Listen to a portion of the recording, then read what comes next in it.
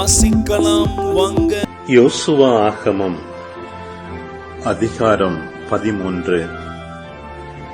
யோசுவா வயதாகி முதுமையடைந்தார். ஆண்டவர் அவரிடம், உனக்கு வயதாகி நீ முதுமையடைந்து விட்டாய். இன்னும் உடைமையாக்க வேண்டிய நிலம் ஏராளமாக உள்ளது. எஞ்சியுள்ள நிலங்கள் இவையே: பெலிஸ்தியர், கெசூரியரின் எல்லா பகுதிகள், எகிப்துக்கு எதிரில் உள்ள சீக்கோரிலிருந்து வடக்கில் எக்ரோன் எல்லை வரை, கானானியருடையதாக கருதப்பட்ட காசா, அஸ்தோத்து, அஸ்கலோன், காத்து, எக்ரோன் ஆகிய பகுதிகளின் 5 பெலிஸ்திய மன்னர்கள் மற்றும் அவ்வாயர், தெற்கிலிருந்து கானான் நாடு முழுவதும், சீதோனியருக்கு சொந்தமான மெயாரா, அபேக்கு வரையிலும் எமோரியரின் எல்லை வரையிலும் உள்ள பகுதிகள், கெபாலியரின் நாடு, லெபனோன் முழுவதும், எர்மோன் மலையின் கீழ் கதிரவன் உதிக்கும் பாகால் காதிலிருந்து ஆமாத்து கணவாய் வரை உள்ள பகுதியும், லெபனோனிலிருந்து மிஸ்ரபோத்து மையம் வரை உள்ள அனைத்து மலைவாழ் மக்கள், அனைத்து சீரோனியர், இவர்களை இஸ்ரவேல் முன்னிலையில் நானே வெளியேற்றுவேன். நான் உனக்கு கட்டளையிட்டபடி நீயும் அதை இஸ்ரவேலுக்கு உடைமையாகக் கொடு.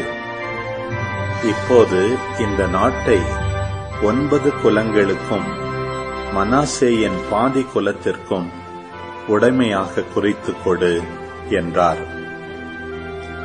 அத்துடன் ரூபன், காத்து மக்களுக்கும் மனாசேயின் பாதி குலத்திற்கும் யோர்தானுக்கு கிழக்கே ஆண்டவரின் ஊழியர் மோசே குறித்துக் கொடுத்தவாறே உடைமையாக்கப் பெற்றவை.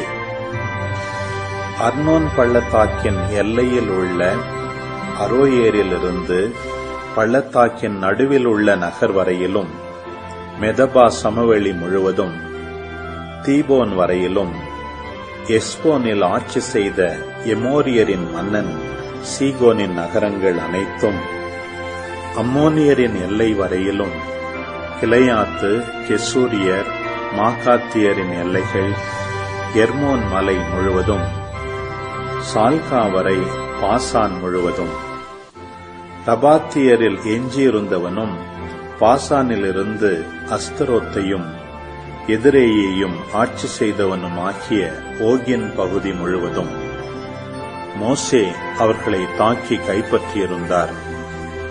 கெசூரியர், மாகாத்தியரின் நாடுகளையோ இஸ்ரவேலர் கைப்பற்றவில்லை.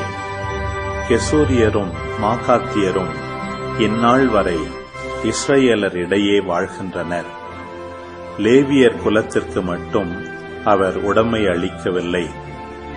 அவர் அவர்களுக்கு கூறியபடி அவர்களது உடைமை இஸ்ரவேலின் கடவுளாகிய ஆண்டவருக்கு செலுத்தப்படும் எரிபலியாகும். ரூபனின் குலத்திற்கு அவர்களின் குடும்பங்களின்படி மோசே அளித்த பகுதிகளாவன.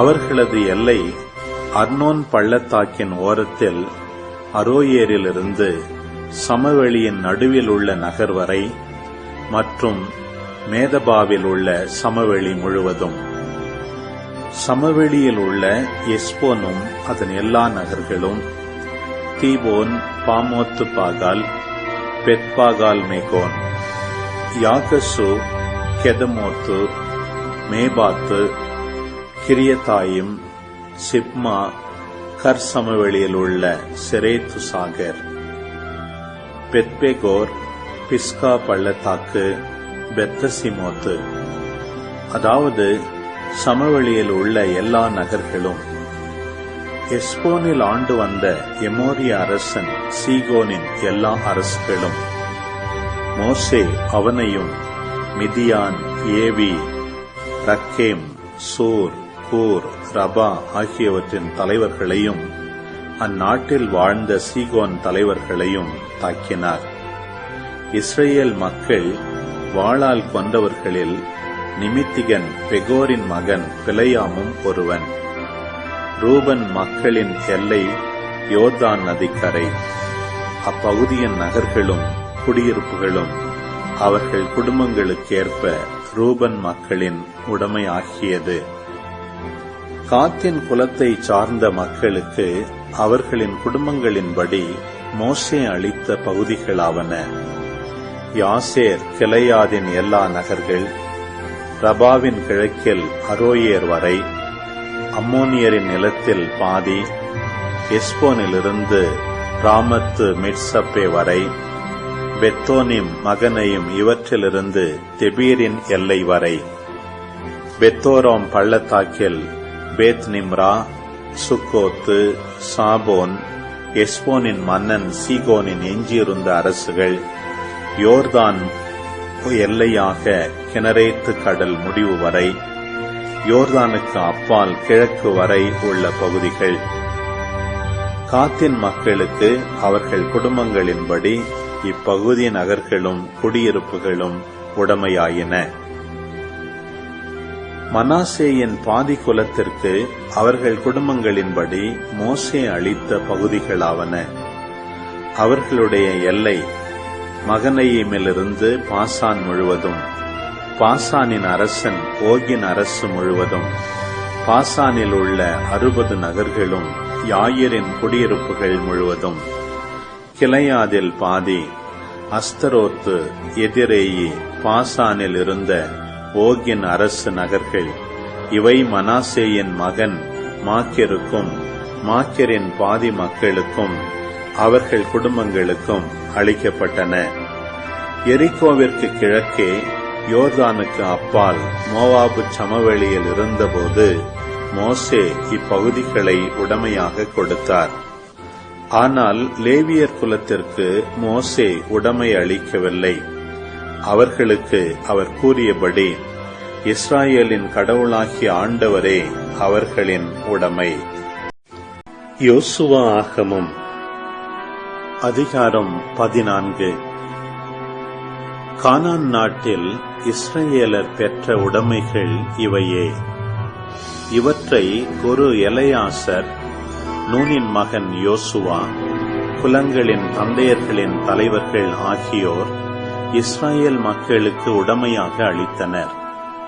மோசேயின் மூலம் ஆண்டவர் கட்டளையிட்டபடி 9 குலங்களுக்கும் அரை குலத்திற்கும் திருவுளச்சீட்டு மூலம் உடைமை அளிக்கப்பட்டது. மோசே 2 குலங்களுக்கும் அரை குலத்திற்கும் யோர்தானுக்கு அப்பால் உடைமை அளித்தார். லேவியர்களுக்கு அவர்கள் நடுவில் உடைமை அளிக்கவில்லை. யோசேப்பின் புதல்வர் மனாசே, எப்ராயிம் என்று 2 குலங்களாக இருந்தனர். லேவியருக்கு நிலத்தில் பங்கு தரப்படவில்லை. ஆனால் அவர்கள் தங்குவதற்கு நகர்களும் அவர்களின் கால்நடைகளுக்கும் மற்ற உடைமைகளுக்கும் மேய்ச்சல் நிலங்களும் தரப்பட்டன.